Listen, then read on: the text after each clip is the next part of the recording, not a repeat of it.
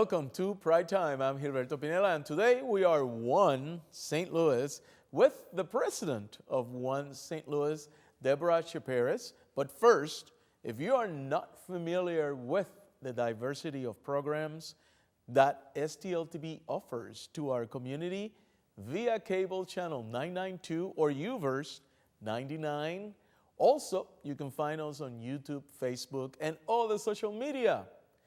Please allow me to introduce you once again to STLTV. Let's take a look. Hello and welcome to the STLTV studios. I'm Ivy Hartman. For more than 20 years, STLTV has provided entertainment and information for the St. Louis region. A part of the City of St. Louis's communication division, STLTV has played a vital role in the St. Louis community. Whether it's disseminating important news from our local government through Board of Aldermen broadcasts, mayoral press conferences, and other city-sponsored events, or informing residents of relevant programs, policies, and services. Many find STLTV's role in covering the activities of our local government invaluable. I hear oftentimes when I'm out in the community how great a job they do and how happy people are with the programming from STLTV. Whether it's helping citizens with disaster preparedness or highlighting the vast array of events and activities throughout our diverse community, at STLTV, we cover the issues that our viewers care about. And our programming here at STLTV is just as diverse as our viewership. For instance, for sports enthusiasts, there's Inside Sports. For viewers who enjoy staying up to date on the latest community affairs and events, there's City Corner. If you like fun, excitement, and getting up close and personal with the city's movers and shakers, then Best of the STL is the show for you. And because active St. Louisans come in all sizes and ages, for senior citizens who are on the go, there's Going Like 60. Adding to STLTV's diverse lineup of shows are Ahora San Luis and Oye Isada, St. Louis's only Bosnian television program. Viewers are sure to find a few favorites. It's our commitment to serving with excellence that's helped us weave together the diverse fabrics of our community into the unique tapestry of STLTV, where you can truly experience St. Louis. Please visit STLTV.net for a complete listing of all our programs and to find out how best to experience St. Louis. And now, Deborah, welcome to the show and talk about experiencing St. Louis. One St. Louis. What is One St. Louis about? Well, I think our name really says it all. Our goal is to have one St. Louis, where everybody, regardless of their sexuality, regardless of their race, regardless of their socioeconomic status, can come together and enjoy the advantages of living in this community. So everybody together. That's what our goal is. And when was the organization started, and what motivated people to start One St.Uluis? Well, our organization is relatively new as far as not-for-profit organizations. We've been around since mid-2008. And what really got us going is that we wanted to meet the needs of people in St. Louis that weren't being met, particular focus on the LGBT community and helping folks in our own community. But also, one of the things that I think we do that is different is we want to mobilize the LGBT community to help the larger community. Okay, so they will integrate. Yes. Into the mainstream community, as we want to call it. Right. So they can be a part and they can educate. And is that one of the main missions and goals of the organization? Educate, integrate and educate? Well, our real goals are to meet those unmet needs and to get people in our community plugged in so that LGBT people can give back to the community by volunteering, by doing programs that really make them feel good because they're giving back, and also so that the rest of the community can experience LGBT people as partners who are working right beside them, who have skills, who have knowledge, who have passion about making a difference. And I think that that is a way that we give back to our own community, is by letting others see who we really are. Who you really are, who we really are, but and also it's not about the sexuality. It's No. just about the person, the character, the individual who's contributing, who's giving back to the community. It's about making a difference. Can you give me some examples of partnerships that you already have developed that LGBT people have been able to integrate and be a part of? Yeah. One of the major things that we've done for the last 3 winters is provide a homeless shelter for people on the coldest nights of the year.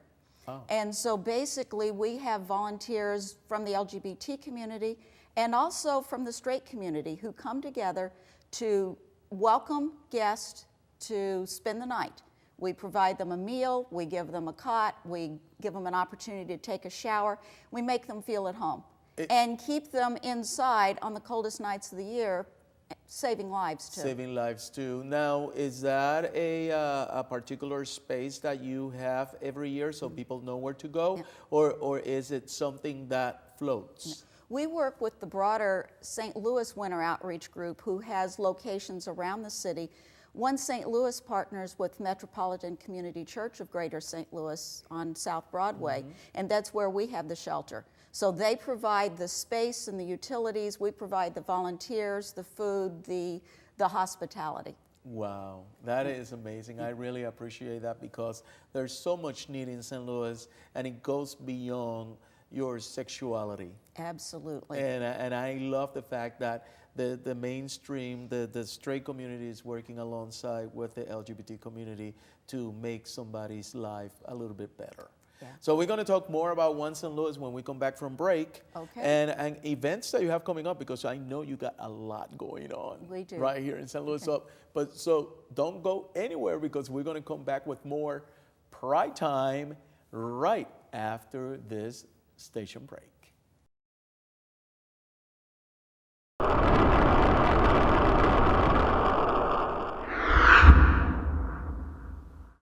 Welcome back. I'm talking to Deborah about One St. Louis. She is the president of this wonderful organization, 4 years old. Have you already made an impact in the St. Louis community? Do you know? I think that we have. I think, first of all, with our winter outreach program, I believe we've saved lives by Yes. getting people off the streets on the really cold nights. Other things that we've done that really make a difference, one of our programs is partnering with a group called Caron House. Caron House provides housing, transitional housing for women and children, often from abusive situations or when they have no other place to live. Okay. And so I think it's probably a great example of what One St. Louis is really all about, because here we are primarily an LGBT-based organization working with Caron House, which is run by the Catholic workers. And we're partnering on some of our programs, fixing up the house and having a lot of donations and skills offered from a church that's out in St. Charles.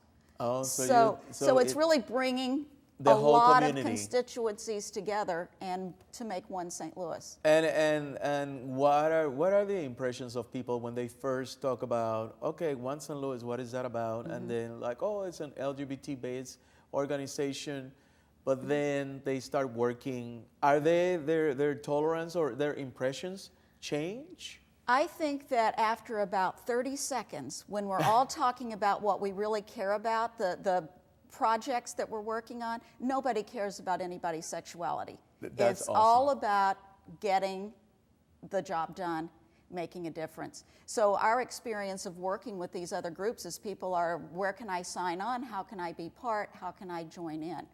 Now, one of the programs that we've launched recently that is specifically for our community is a program called Collage. Children of lesbians and gays everywhere. So there are great groups in St. Louis like Growing American Youth Yes. and the Gay Straight Alliances in the schools that are for kids who are identifying themselves as part of the LGBT community. But what the Collage is for are the kids who are the children of LGBT parents. Okay. And so it gives them a support group So they don't necessarily have to be LGBT. No. They can be, because I know an example of the representative in, I think, Minnesota or someplace that has two lesbian parents, and he now speaks nationally about Right. the fact that he grew up in that environment, and he's perfectly normal. You know. Absolutely. And a lot of times, kids growing up with families that look different from Okay. some of their schoolmates really welcome an opportunity to have a support group of other kids who are growing up in those kind of families.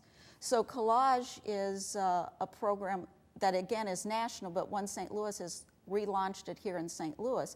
They meet every Saturday, not every Saturday, every third Saturday of the month, and gives kids an opportunity to have a support group, to have fun, do projects, and I think it's going to make a nice difference in their lives. And how many kids do you see coming through the door? Right now, we have about a dozen that are participating. But it's Yeah. growing. But it is growing because it keeps is growing. it's a new launching. Now, is it grassroots? So it's word to mouth or word of mouth? Excuse me, promotion, or how do you let people know that this group is available, that this program is available? Every way we can. We do it through word of mouth. We do it through growing to other organizations and that might have a related population that would be interested. Like Growing American Youth, for example. Exactly. We do it by being at Pride Fest and other community events and having booths and letting people know what we're doing. And so we're looking to grow that, and we're looking for people who want to be part to get in touch with us. What is the plan of One St. Louis, maybe like a year, 2 years from now, 3 years from now? Where do you see the organization going? We are constantly expanding our programming. And so what I would like to see us do in a few years from now is if we can get enough donations and enough fundraising to be able to actually hire professional staff to help us manage and organize some of our programs. Right now we're 100% volunteers, and that works great, but it would be nice to have some paid staff to really allow us to expand the services that we do even more broadly. And of course, you are working with organizations such as Promo, obviously Growing American Youth, HRC, and so forth in order to make sure that St. Louis is one, right? Exactly, that's our goal. Well, how do we get in contact with you? Well, probably the easiest way is to go to our website, onestlouis.org, and all the words are spelled out, so onestlouis.org. .org. And if you get there, you can find our Facebook page, our Twitter account, our phone number, all of that information. We'd love to hear from people who want to volunteer. We'd love to hear from people who want to participate in any of our programs. We're really looking to bring us all together. And you're going to keep expanding, growing, and being successful one here in St. Louis. So That's our goal. Congratulations once again, Deborah. Thank you for being on the show today. And don't forget, if you want to get in contact with One St. Louis, what do you need to do? Go to onestlouis.org. This is it for Pride Time. I'm Gilberto Pineda. Keep it right here on STL TV. And don't forget, the time for equality is now.